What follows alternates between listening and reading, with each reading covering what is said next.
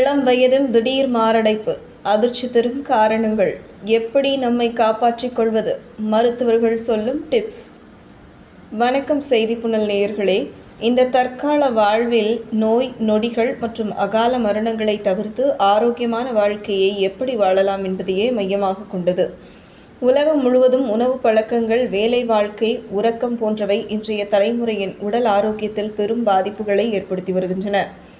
சித்தர்கள் முதல் மருத்துவர்கள் வரை அனைவரும் ஆரோக்கியமான வாழ்க்கை வாழ நெறிமுறைகளை பின்பற்ற வேண்டும் என்று எச்சரித்து வருகின்றனர்.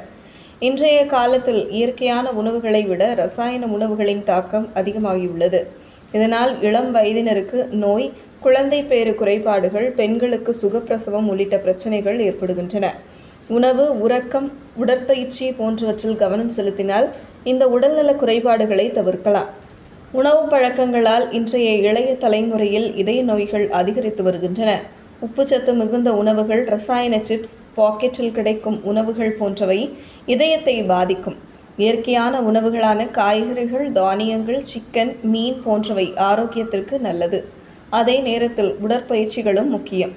நடைப்பயிற்சி, யோகா, வாரத்திற்கு 3 முறை உடலுக்கான பயிற்சிகள் ஆகியவையும் இந்நோய்களை தடுக்க உதவும். 35 வயதிற்கு பிறகு கொலஸ்ட்ரால், இரத்த அழுத்தம் போன்றவற்றை கண்காணித்து மன அழுத்தம் தவிர்க்க வேண்டும். மருத்துவர்கள் மேலும் சில இளம் வயதினருக்கு மாரடைப்புகள் ஏற்பட்டு உயிரிழக்கிறார்கள். இது அவர்களுக்கு பிறவியிலேயே இருந்த இதய கோளாறு தெரியாமல் போனது காரணமாக இருக்கலாம்.